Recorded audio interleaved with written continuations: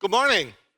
Welcome, Mr. Song. Thank you very much for your introductory speech. And thank you for getting us all here together in this room because as technology leaders, as business leaders, this is the opportunity together to move ahead in this format as a community and hopefully get together, innovate, and figure out how we together can drive success by navigating the intelligent era. Welcome, everyone, from my side as well. I haven't had far to go, only 40 minutes for me.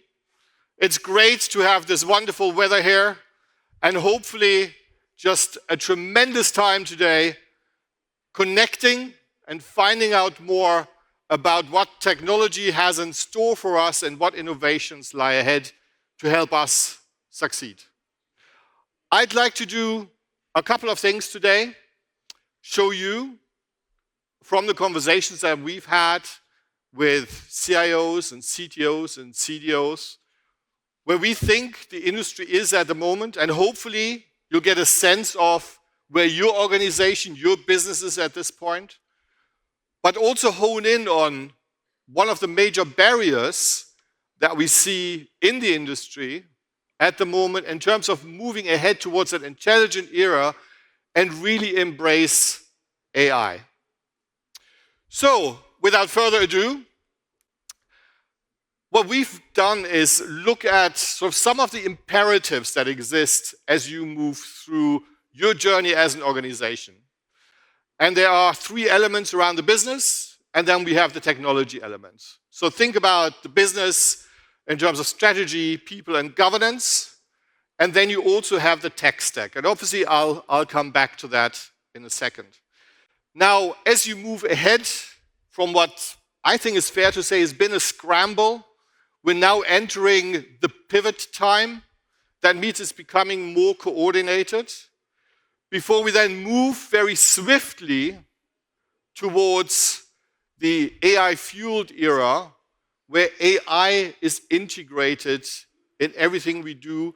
And you've heard agentic AI named a few times, where we are in this era where workflows, processes, people are very heavily driven by and influenced by agentic AI.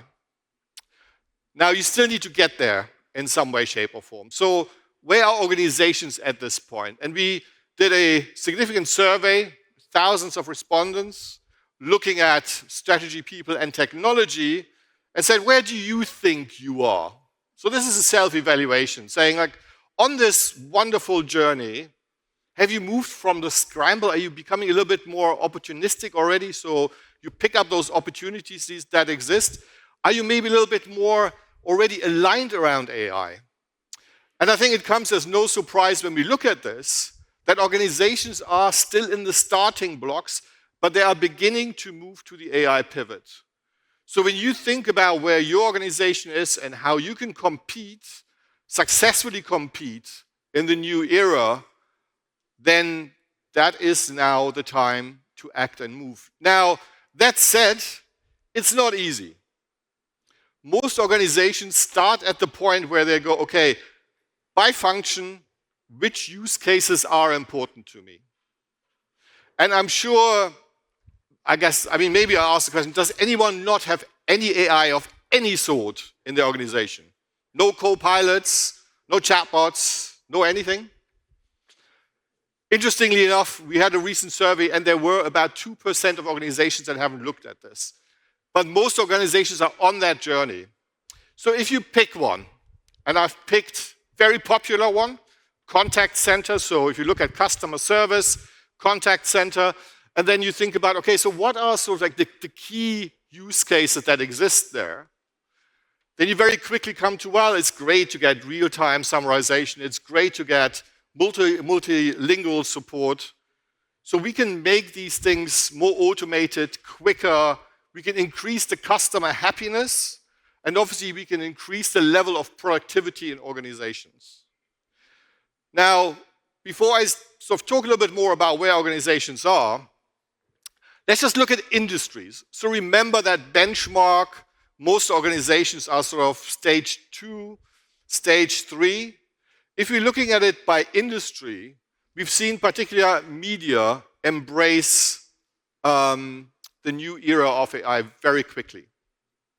The same for tech companies, telco, but also finance, which is interesting, but also not unusual. Finance has been at the forefront of technology for many years because there is a clear advantage when looking at finance. So when we look at each of the individual industries, and we've got this for multiples, we look at what are the survivors in that industry doing, what are the thrivers doing, what are the ones that are moving ahead really quickly, what are those organizations doing?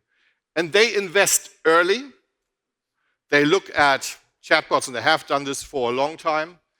They also look at fraud, and ideally trying to prevent fraud. They're looking at governance very clearly. I talked to one head of security for one of the big banks, and she said she has to manage 38,000 control points. Now, with people, that's really tough. In an automated fashion, and they've got their own AI team, they can do this. So think about what moves the needle in your organization, because here's the other side.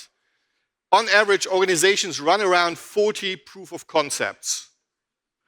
Those proof of concepts, out of those, about 5 are put into production. 2 are successful. So we're right at the beginning of this journey, but the time to pivot is now. Because when you think about it, when you compare yourself in terms of what's happening in your organization, in your industry, if you go and do the business as usual thing, that's probably reasonably successful. We've learned a lot around supply chain management during COVID times. We suddenly realized I might need real-time data. I might need to do forecasts once a week, once a day, not every month, not every 6 months. So when you look at your industry and you look at your competition, you look at where you want to go and want to be successful, be careful to avoid the innovation gap and start honing in on what you need to succeed in. Now, it's clear this is a big organizational change management exercise, but there's also a big tech stack that needs to be in place in order to support this. Now, people and scaling with people and convincing people that AI is a good thing and working with AI is great is one side.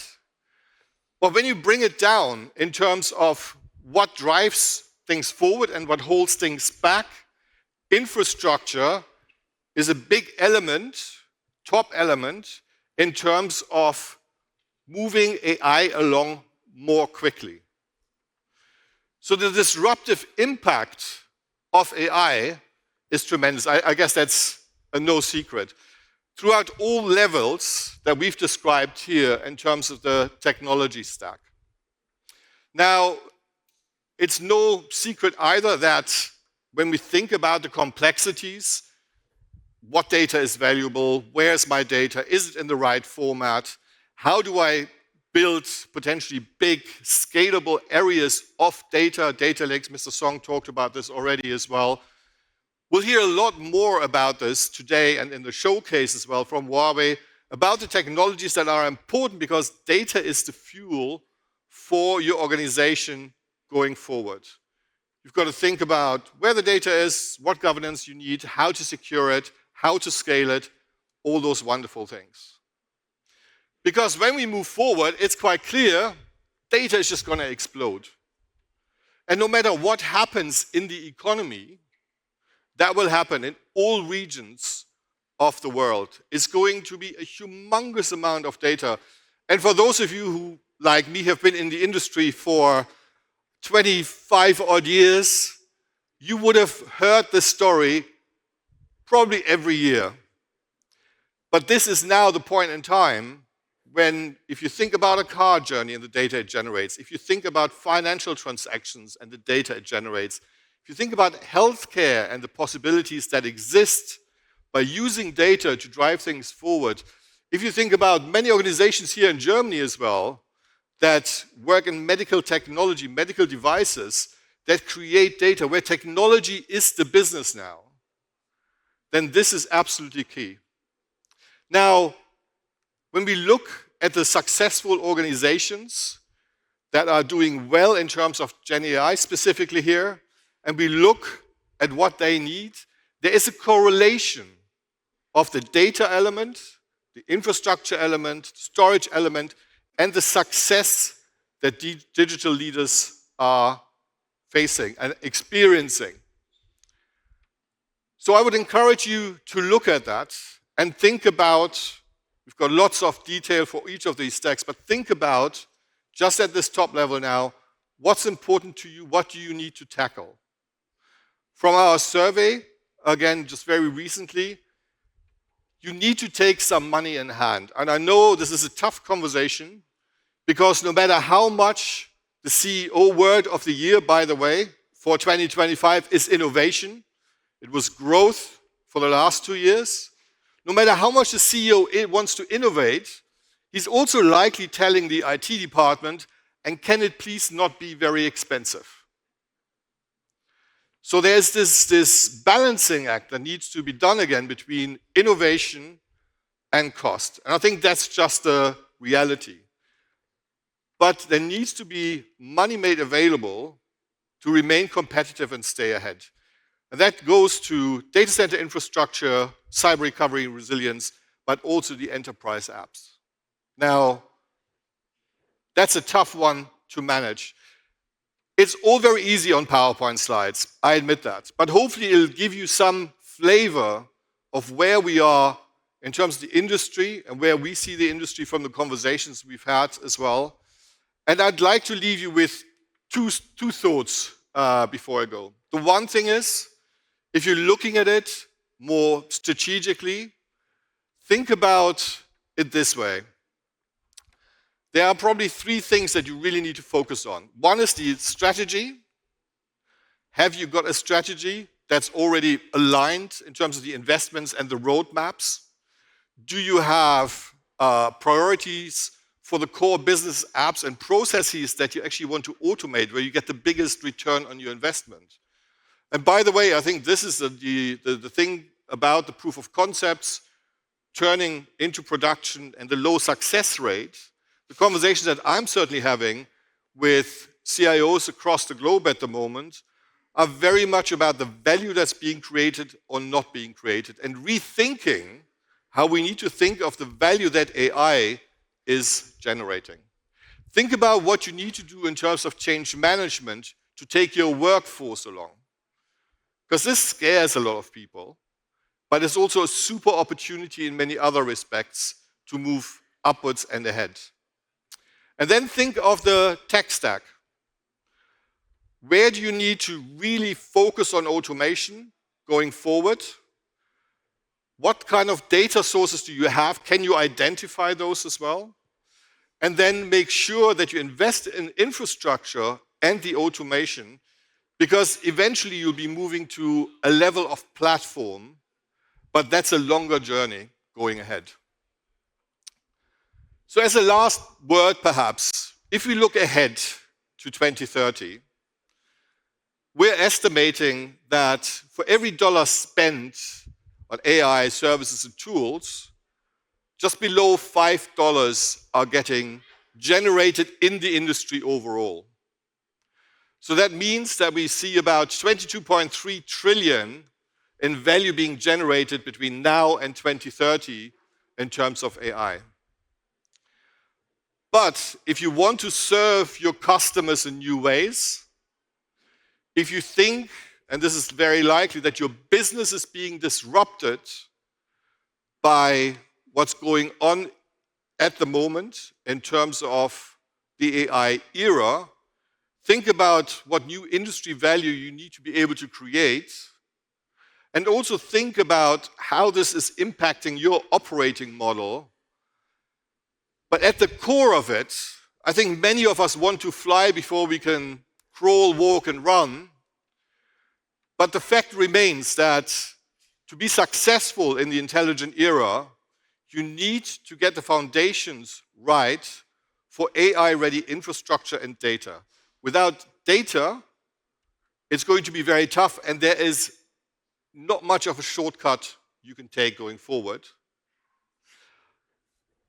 Thank you very much for your attention.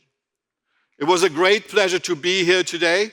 I hope you have a wonderful time with your community, with Huawei, and obviously at the showcase as well. And hopefully, if you want to have a conversation with me, I'm around all day, happy to chat. Thank you so much.